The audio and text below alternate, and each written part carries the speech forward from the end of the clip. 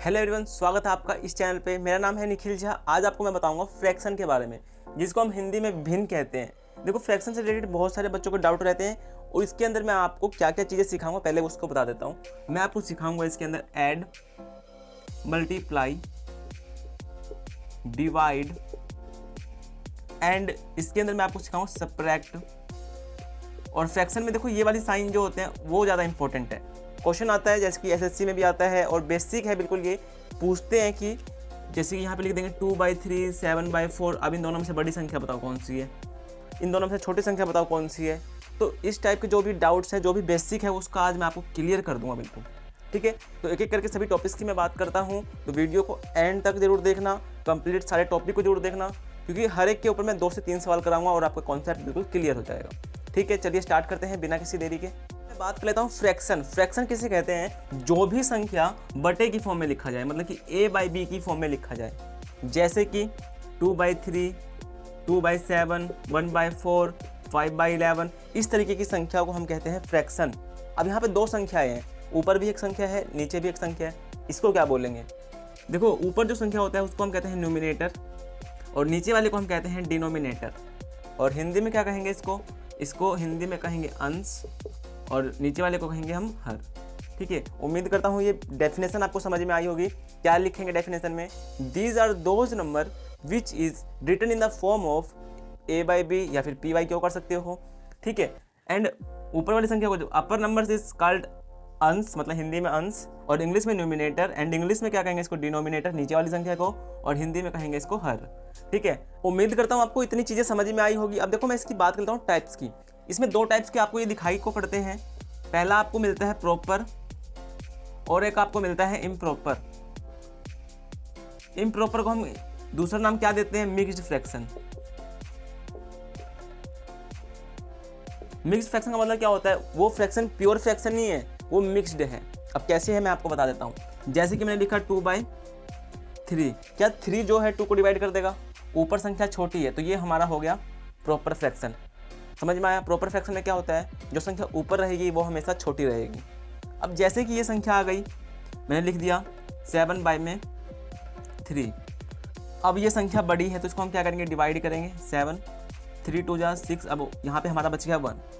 इसको लिखने का जो तरीका होता है, ये 3 तो है, ये नीचे रहेगा, यहाँ पे जो 2 आया है वो यहाँ पे रहेगा, और 1 जो शेषफल है वो यहाँ पे रहेगा। यहाँ पे जो संख्या आई है वो हमारा जो फ्रैक्शन है वो प्योर नहीं है, वो इम्प्रॉपर है, इसको हम मिक्स्ड कहते हैं। ये जो संख्या है हमारा वो इंटीजर है, और ये जो संख्या है वो हमारा क्या है? फ्रैक्शन। इंटीजर को हिंदी में क्या कहते हैं? पूर्णांक, और फ्रैक्शन को अभी मैंने आपको बताया भिन्न। ठीक है, तो ये संख्या प्रॉपर नहीं है, इसलिए हम इसको कहेंगे इम्प्रॉपर फ्रैक्शन या फिर मिक्स्ड फ्रैक्शन। अब इसको बोलते कैसे हैं? जैसे कि ये लिखा 2, 1, 3, इसको बोलते हैं 2 सही 1/3। 2 इसके अंदर इंटीजर है, 1/3 इसके अंदर फ्रैक्शन है। देखो, मैं जो भी आपको बात बताऊंगा बिल्कुल बारीकी से छोटी बात बताऊंगा। ठीक है, अब अगर मैं आपसे क्वेश्चन पूछूं, जैसे कि मैंने ये लिखा 2 सही 1/3, तो यहाँ पे तो कोई निशान है नहीं, तो यहाँ पे ये बताओ मुझे कि प्लस का आएगा या गुणा का निशान माना जाएगा। ठीक है, हम तो ऐसे करते हैं ना, 3 दूनी 6 और ये जोड़ देते हैं 7, तो 7/3 हो जाता है। लेकिन ये मेरे को बताओ यहाँ पे प्लस माना जाएगा या प्लस माना जाएगा या मल्टीप्लाई। ठीक है, तो आपके बहुत सारे बच्चों के माइंड में चल रहा होगा कि यहाँ पे प्लस होता है या मल्टीप्लाई होता है। जिस बच्चे ने सोचा है मल्टीप्लाई होता है वो गलत है। यहाँ पे जो हमारा होगा वो प्लस होता है। अब कैसे? देखो, इसको ऐसे लिखते हैं 2 + 1/3, यहाँ पे कुछ नहीं है। ठीक है, अब करते हैं हम एलसीएम ले लेते हैं। 3 यहाँ पे जाएगा, 3 दूनी 6 प्लस में 1, 7/3 हो जाता है। ठीक है, ये आगे समझ में आएगा कि फ्रैक्शन को हम कैसे ऐड करते हैं, तो ये आप इजीली समझ पाएंगे। ठीक है, जो है मैं आपको ऐड करना और सेपरेट करना दोनों ही चीज़ इकट्ठी समझाऊंगा, क्योंकि दोनों सेम है लगभग। ठीक है, तो पहले हम ऐड को सीखते हैं। देखो, संख्या में क्या है? 4 + 7/8। कैसे करेंगे? देखो, जब किसी भी संख्या के बटे में कुछ नहीं रहता तो हम वहाँ पे मान लेते हैं 1। ठीक है, अब 1 और 8 का एलसीएम इस तरीके से लेना है, 1 और 8, तो 8 पे डायरेक्टली चला जाएगा, तो 8 इसका एलसीएम आ जाएगा। समझ में आया? अब बात ये रखनी है याद कि नीचे वाले से डिवाइड, ऊपर वाले से मल्टीप्लाई। तो इस 8 को क्या करना है? इस 8 को 1 से डिवाइड करेंगे तो 1 × 8 हो जाएगा। तो यहाँ पे जो संख्या आई है ऊपर वाले से गुना, इसी के ऊपर में क्या है? 4, तो 4 की गुना 8 से करेंगे तो 4 × 8 32, बीच में निशान प्लस का है तो प्लस। ठीक है, उसके बाद नीचे वाले से डिवाइड, ऊपर वाले से गुना। याद रखना नीचे में क्या है 8, 8 को 8 से डिवाइड करोगे तो आएगा 1, और 1 की गुना आप 7 से करेंगे तो 7 एकम 7। अब सिंपली इसको क्या करना है, जोड़ना है। जोड़ते ही क्या आएगा 39/8, ये हमारा क्या हो गया आंसर।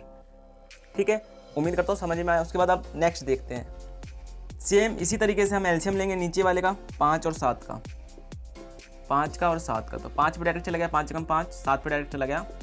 अब इनकी गुना करो, 7 पंजा 35, तो 35 से इसका एलसीएम। नीचे वाले से डिवाइड, ऊपर वाले से गुना। तो नीचे से डिवाइड करेंगे, अगर मैं 35 को 5 से डिवाइड करूँगा तो 25 7 35 होता है, तो 7 आएगा। और ऊपर में क्या है 3, तो 7 की गुना 3 से करेंगे तो 7 या 21 प्लस।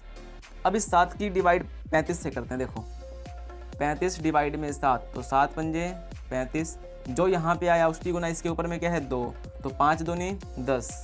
इनको जोड़ेंगे तो कितना आएगा 31/35, हमारा क्या हो गया आंसर। ठीक है, लेकिन एक चीज़ और, जब नीचे में संख्या सेम रहेगी तो आपको ज़्यादा मेहनत नहीं करनी। जो संख्या नीचे है सेम लगाया और सिंपल जोड़ दो, 5 और 1 6, आंसर आ गया। ठीक है, कुछ नहीं करना आपको जब संख्या क्या है नीचे सेम है तो। ठीक है, उम्मीद करता हूँ समझ में आ गया। जैसे हमने प्लस किया उसी तरीके से हम माइनस को भी सीखते हैं। माइनस में क्या है, देखो जब जिस संख्या के नीचे कुछ नहीं रहेगा हम लगाएंगे 1, इसका एलसीएम ले लेंगे तो कितना आएगा 5। अब नीचे वाले से डिवाइड, अगर मैं 5 को 1 से डिवाइड करूँगा तो आएगा 5, और ऊपर वाले से गुना करनी है तो 5 दूनी कितना हो जाएगा 10, माइनस 5 को 5 से डिवाइड 1, 1 की गुना 3 से करेंगे तो 3 एकम 3, तो 10 में से 3 जाएगा 7, 7/5 क्या आ गया आंसर। ठीक है, उसके बाद ये संख्या है, देखो ये जो संख्या है वो हमारा मिक्स्ड फ्रैक्शन है, मिश्रित है, मिश्रित भिन्न जिसको हम हिंदी में कहते हैं। तो पहले इस टाइप की संख्या को हम करेंगे सॉल्व करेंगे। कैसे आएगा 8 दूनी 16 और 1 17, इसकी गुना इधर वाले से और ये इसको इसमें जोड़ना है। तो 8 दूनी 16, इसको इसमें जोड़ेंगे 17 हो गया, 17/2, 8 दिए 24, 24 और 5 29, 29/8। ठीक है, अब क्या करना है, नीचे वाले का एलसीएम ले लेना है। तो यहाँ पे है 2, यहाँ पे है 8, 2 एकम 2, 2 चौके 8, फिर 2 पे जा रहे हैं, फिर 2 पे जा रहे हैं। एलसीएम कितना आ गया 8, हमारा एलसीएम आ गया 2 दूनी 4 दूनी 8। नीचे वाले से डिवाइड करना है, तो 8 को अगर मैं 2 से डिवाइड करूँगा तो हमारा कितना आएगा 4, और ऊपर वाले से गुना करना है तो 17 गुना 4 करेंगे। 17 चौक कितना होता है, 17 चौक होता है 68, माइनस 8 को 8 से करेंगे हम डिवाइड तो 1 आएगा, और 1 की गुना 29 से करेंगे तो आ जाएगा हमारा 29। 68 - 29, 18 में से 9 गया 9, 5 में से 2 गया तो आएगा 3, 39/8 हमारा हो गया आंसर। ठीक है, खुद से इसी के ऊपर कुछ क्वेश्चन आप ले लें। ठीक है, और उसकी खूब ज़्यादा प्रैक्टिस करें, आपको इजीली आ जाएगा। करना क्या है, सिंपल याद रखनी है एक बात कि नीचे वाले से हमेशा डिवाइड होती है और ऊपर वाले से हमेशा गुना होती है, बस। बीच में प्लस हो रहा है तो प्लस कर देंगे, माइनस हो रहा है तो माइनस कर देंगे, बस। हम डिवाइड करना और मल्टीप्लाई करना, जैसे कि ऐड और सब्ट्रैक्ट सेम थे, इसी तरीके से जो है मल्टीप्लाई और डिवीजन बिल्कुल सेम है। ठीक है, आपको बस मल्टीप्लाई आना चाहिए, डिवाइड तो अपने आप आ जाएगा। देखो करना क्या है, बिल्कुल सिंपल, 5/3 गुना 4/7, आमने सामने गुना करनी है आपको। ऐसे 4 की गुना 5 में कर पाओगे, यस कर पाएंगे, 5 चौके 20 होता है। 3 की गुना 7 से कर पाओगे, कर पाएंगे, 7 से 21 होता है। या और भी कुछ करना है, नहीं, आंसर है ये हमारा। ठीक है, समझ में आया। उसके बाद अगला, जब मिक्स फ्रैक्शन हो, मिक्स फ्रैक्शन के अंदर हम सॉल्व करेंगे। पहले 3 की गुना 8 से करेंगे तो 8 3 24, इसके अंदर इसको जोड़ेंगे तो होगा 25/8 गुणा 4/2। अब क्या करना है, अब इसको हमें करना है गुना, सामने सामने कर लो गुना, जो कट रहा हो पहले काट भी देते हैं। देखो 2 एकम 2, 2 दूनी 4, अब 2 बच गया, 25 की गुना 2 से करेंगे तो हमारा होगा 50। ठीक है, और बटे में 8, और भी कट रहा है, क्या कट रहा है, 2 पे कट रहा है 25 और 2 चौके 8, तो 25/4 हमारा क्या हो गया आंसर। ठीक है, इस तरीके से आपको ये चीज़ करना होता है।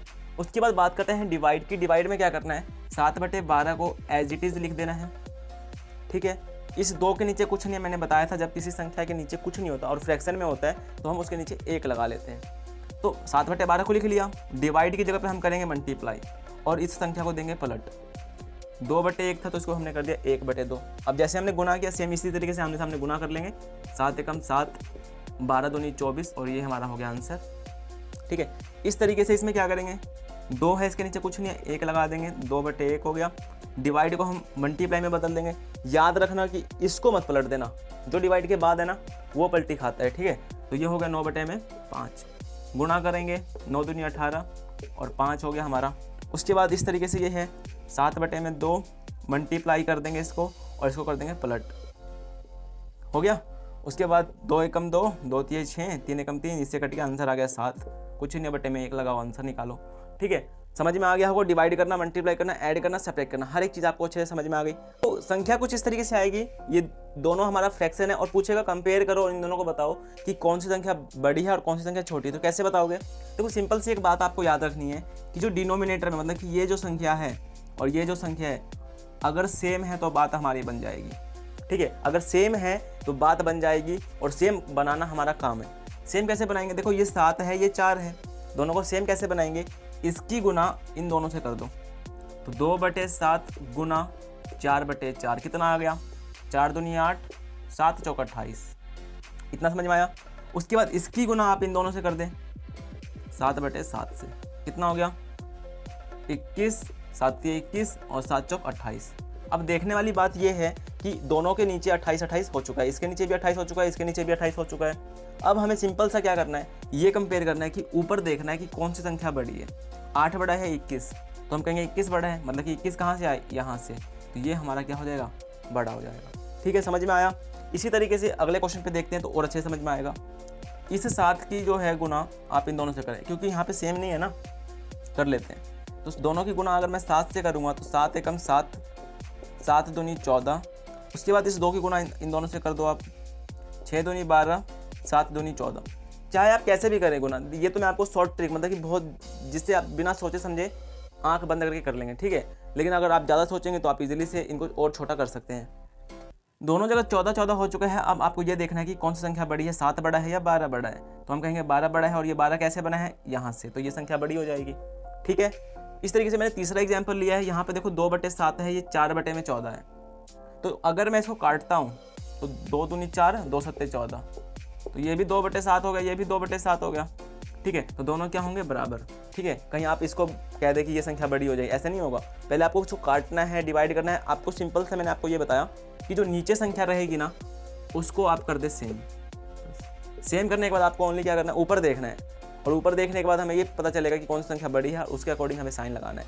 ठीक है, तो ये टॉपिक आपका खत्म हो गया। उसके बाद एक टॉपिक था इक्विवेलेंट का। इक्विवेलेंट का इसमें क्या होता है? जैसे कि मैंने लिखा 3/7 और मैंने लिख दिया 9/21 और पूछा कि ये दोनों संख्या क्या आपस में बराबर है। तो जब जिसका ये कॉन्सेप्ट क्लियर नहीं होगा वो तो कहेगा ये दोनों बराबर नहीं है, लेकिन ये दोनों बराबर है। कैसे? देखो, कट रहा है, काट दो। 3 3 9, 3 7 21। देखो ये भी 3/7 है, ये भी 3/7 है। ठीक है, तो इस तरीके से ये चीज़ होती है इक्विवेलेंट। तो ये कुछ सवालों में पूछ लिया जाता है, जैसे कि 7th क्लास में भी है, 6ठी क्लास में भी है, 8th में भी है, और कॉम्पिटिशन एग्जाम की अगर तैयारी करते हैं तो उसमें भी है। तो करता हूँ आपको जो फ्रैक्शन से रिलेटेड सभी कॉन्सेप्ट अच्छे से समझ में आ गए हैं। अगर आपका अभी भी कोई डाउट है और कुछ मेरे से छूट गया होगा तो कमेंट बॉक्स में बता देना, उसके लिए मैं आपके लिए वीडियो बना दूंगा। ठीक है, मिलता हूँ आपसे अगले वीडियो में।